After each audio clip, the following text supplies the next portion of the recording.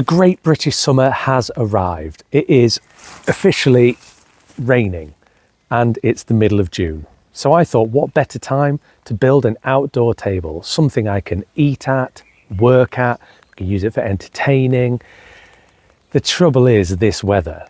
So whilst I like the idea of an outdoor table, it needs to be able to fold itself away so I can put it away for winter. Now, before I get too wet, let's get to it.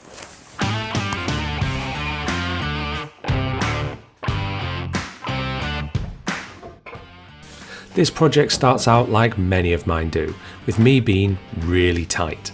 I didn't want to spend much money on this project, so I'm scouring my wood pile to see if I can find anything to use. I've got these pine boards that I bought over a year ago. They were £3 a length and wet when I got them. As they've dried, they've twisted and warped, and I've never got round to using them for anything indoors. For outdoor furniture though, perfect. But I need something for the legs. I've got a couple of odd fence posts. One's treated, one's half a fence post, one is dusty and creosoted. However, I feel like I could maybe make use of them.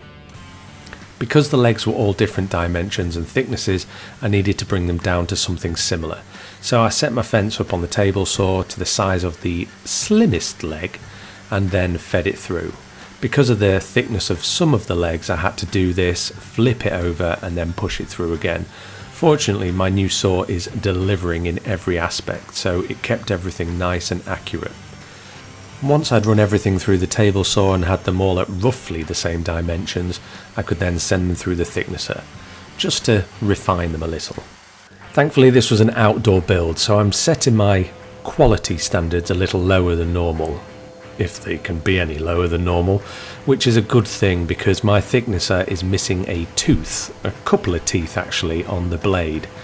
Frustratingly, I was offered a new helical head for my thicknesser a little while ago, but it involved doing 2 review videos on it. Kind of regretting it now. Whilst I was all masked up, ear defended up and some music playing, I thought I might as well run the actual planks through as well. These are going to feature as the top of the table. And they were not playing ball very well. They were so twisted and cupped that actually they were running through really smoothly, and you can see where they get bogged down and there was some burn on the table. Please don't repeat this. You should never be pushing or pulling anything through a thicknesser. But I couldn't get these through. They just would slide through if I moved them up 1mm, and then if I moved it down 0.5 millimeter, they just bogged down. They were really frustrating, but I took my time, tried to keep my hands clear, and just prayed to the gods that I didn't blow up my thicknesser. I then went over everything with 80 grit, then 120 grit, and then 180 grit. This might seem a little bit overkill for a table, but I'm planning on using oil. Now, oil is notorious for raising the grain quite a lot, so I tend to go past the 120 that it suggests, go to 180, and it doesn't seem to have as much of an impact. It's probably the wrong thing to do, and I'm sure you can tell me it is, but it's where I found most success in keeping things smooth enough you can rest your elbows on. I hummed and hawed as to whether to include this next part, as it is a colossal waste of time and a huge mistake I have to repeat. However, I want to keep honest in my videos, and this was a big balls up. One of the things that I'm requiring around the table is a skirt, something that's going to hold all of the planks together so that the legs can attach to it. Because in case I haven't mentioned it yet, this table is foldable. Yeah, that's right, it's going to fold away. The Great British Summers are not renowned for being dry, and the winters are even worse. So I want to be able to store this away through the winter, and when we're forecast storms, basically fold the legs up and it fits nicely in a garage, spare room, lounge. I only need 5 of those pine boards to actually make the table top, and I've got 7. So I just thought I'd mill down 2 of the boards and I'd be able to get enough material to make the skirt to go all the way around. That was a good idea. That wasn't the mistake. The mistake is coming up.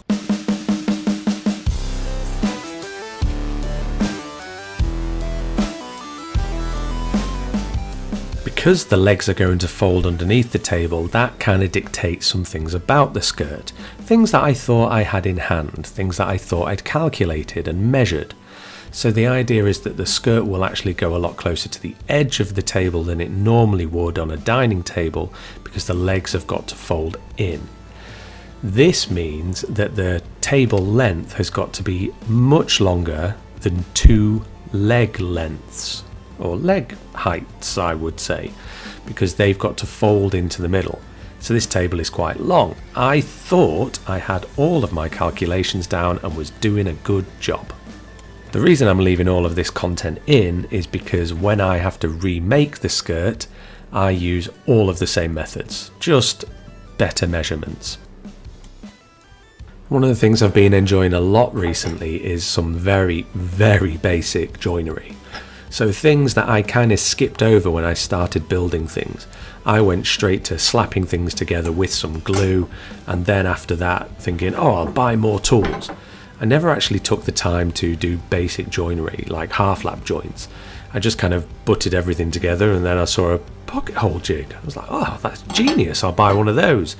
So I kind of skipped over the basics. So I'm enjoying getting to the basics now, things that I should have learned at the start.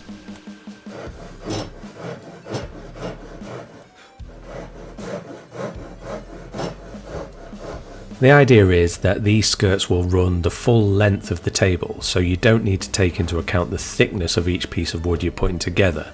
You measure the length of one and it needs to be the length of the skirt. You measure the width of one, it needs to be the width of the skirt. And then they just overlap each other. I'm going to use a combination of glue and screws to kind of hold it all together. Now I will mention throughout this video I will be using silvery looking screws. They are actually stainless steel screws. Whilst I have every good intention of bringing the table in when it's forecast rain, I know myself. Chances are it's going to be sat out in the elements, getting wet.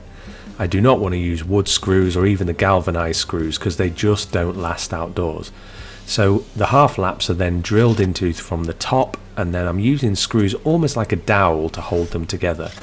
Then I'm going to put a brace piece in the middle, which I will later figure out is in the wrong place. Well, not the wrong place, it's just I did all, it's all wrong. It's really wrong.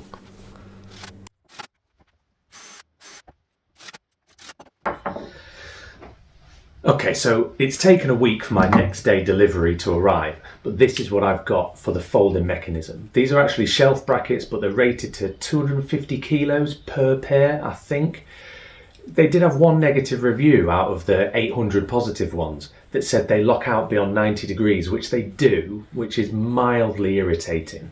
But I went for these ones because a lot of the others were very short, whereas I wanted something that would screw in at multiple points at multiple lengths to provide a bit of stability. So I feel like with this locking arm here, that's going to stop the table from being insecure across its length. Now what I am concerned about is the legs themselves splaying out at the bottom, because they are actually going to be quite narrow in terms of the width of the table. So what my thought is I will put a cross brace at the bottom to stop them splaying out. And then I thought, I'm a glutton for punishment, why not try and mortise this in? So I could potentially ruin my legs here, and I haven't got any more scrap fence posts. Could go wrong. So could everything I try.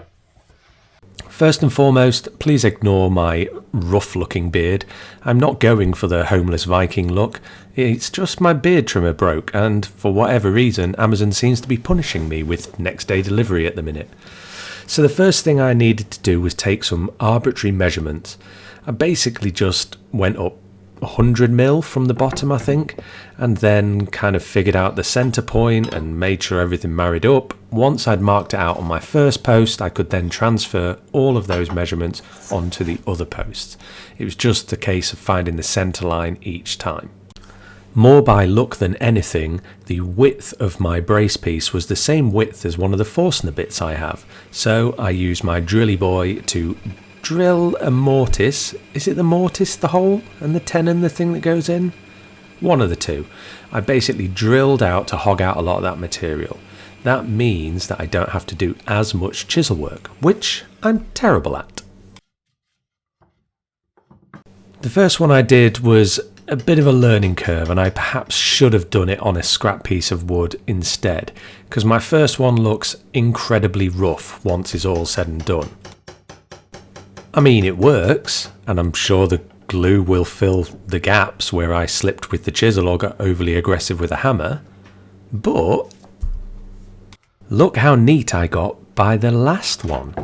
And number 2 and 3 weren't bad either, to be fair, but my depth was spot on and it was a tight, snug fit. I was actually quite proud of myself on this one. I did use the Stanley knife to mark everything and then use the chisels and a bit of hammering, but I just learnt to be a bit more patient, take off a tiny bit at a time.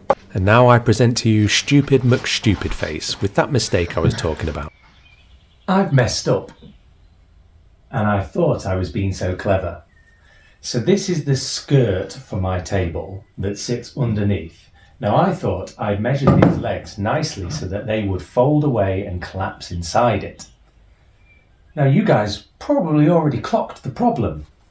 The legs don't pivot out of nowhere. They have a pivot point, so when they open, there's nowhere for them to go. What I actually needed was enough space to put that. And I kind of knew that, which is why these boards have got a big overhang. I just don't know where I went wrong with the measurements on this. Herein lies the problem of not following plans, because this cannot be salvaged and made usable. There's no point in having a folding table if the legs only fold to there.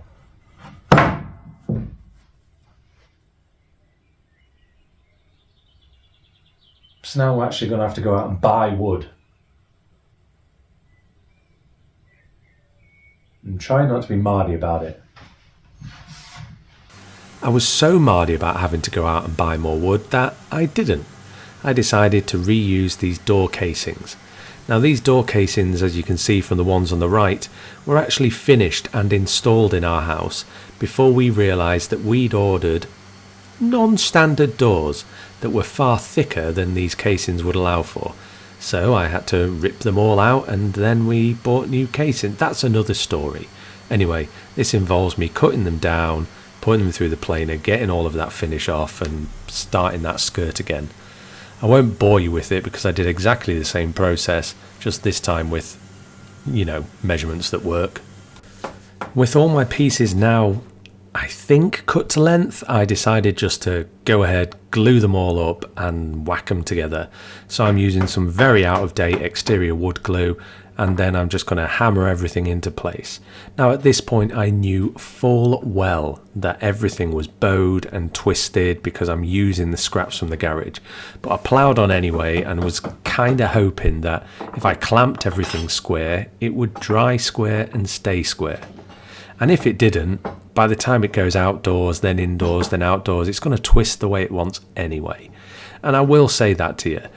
It's sometimes really easy watching YouTube videos to get hung up on perfection, that when you watch some of these professionals do their work, they just seem to have everything lined up perfectly. The reality is, wood is going to move regardless of how much prep time you put in. Take my doors in my house for example. When I hung them, fitted them, they all closed perfectly. But because they're all natural wood, through the winter, they don't close very well. Through the summer, they close perfectly. When you're working with wood, you just kind of have to allow it to do its thing and accept that it's in charge and you're just the sucker that tries to manipulate it. Because my wife's a vampire, she said that she wants a place to put the umbrella. Sunbrella. Whatever you call them, parasol, I don't know. We don't actually own one, but she said she wants a place to put one. So that's why I'm drilling a hole bang in the middle of this centre board. To actually assemble this, I needed to make sure that this very first board was perfectly central. So I've marked underneath, I've got it all square, and I'm basically pre-drilling and then screwing this centre board in. After that, I can then just use glazing spacers to make sure that these boards have an even width between them. With an outdoor table, you want some kind of width between them so that any water will just sit on the board rather than on the whole table. So if we have heavy rain, it can go between the gaps. Like I said, I've got every intention of bringing this table inside when it rains. Reality says I won't bother. This is the point where those hinges going past 90 degrees gets a little bit frustrating. So I've got offcuts of my table legs here. Now it's not as simple as just butting the hinges up to the legs. Because they go past 90, I have to butt them up, and then I just have to tilt those leg offcuts just a little bit so that I know exactly where those hinges need to go. Now I'm using some shorter stainless steel screws to screw into the top, because the top's not very thick, and I'm using the shorter stainless steel screws on the legs at the minute. That's because I've decided to be a glutton for punishment once again, and I'm going to take this all apart in a minute so that I can finish it. Now a lot of people would just finish it after it's all assembled, but despite me saying I'm going to leave this table out, I want it to last more than a couple of years. It's made out of pine, so it's not going to be an heirloom, but I want to finish absolutely everything when I can. And it's now a moment of truth time. Oh, table legs. You can almost see the smile on my face. I actually did it. They were actually pretty easy to fold closed as well, despite using two hinges. Just press the little button, apply a bit of pressure.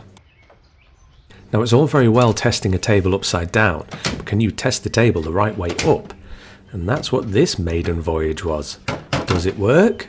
Yes, it's heavy. Is it sturdy? Ish. Holds me. Just going to hold a plate of food. To finish this project, I'm using an outdoor sealing wood oil from GrainGuard. Now if you've been on this channel a while, you'll know that I've used their wax in the past and their ebonizing wood stain. This isn't either of them. This is just an oil that's rated for outdoor use. It's not going to make it completely watertight, but it will protect it for a while. I didn't want to use a dye with this because the wood's going to change over time quite rapidly with it being outside. The idea being that it'll go yellow to start with, which is a bit gross, and then over time it will grey off and go kind of old and weathered. This stuff's stupidly easy to apply. Slather it on with a brush, leave it for an hour, wipe off any excess with an old pair of boxer shorts. Disclaimer, doesn't have to be an old pair of boxer shorts, but if you're a bloke, I'm sure you've got a pair with holes in that your wife's been nagging you to get rid of. They make perfect cloths, providing that they're clean, washed. Because I'm a master I can't even say it, I'd remembered to mark the boards underneath as to where they went, so it was just a case of lining up the screws with the holes and reassembling this bad boy. It went really quickly thanks to the fact I'd remembered to mark everything underneath with a pencil where you're never going to see it. The only difference from the first assembly is this time I'm using 40mm screws to go into those legs. The legs are more than thick enough to take those screws, and they're going to provide much more strength. It's just a case of screwing everything in, lining it up, and then giving it a test run.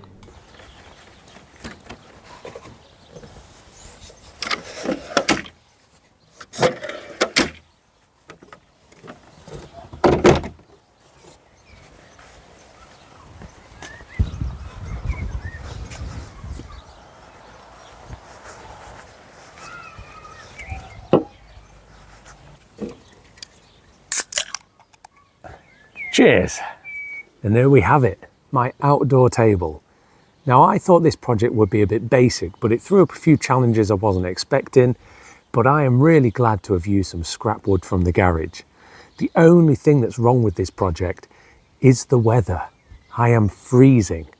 However, this is a beast. I'm really pleased with how it's turned out. It's going to look even better in a few months' time once it weathers a little bit and the yellowness goes. And it's really sturdy, like really sturdy.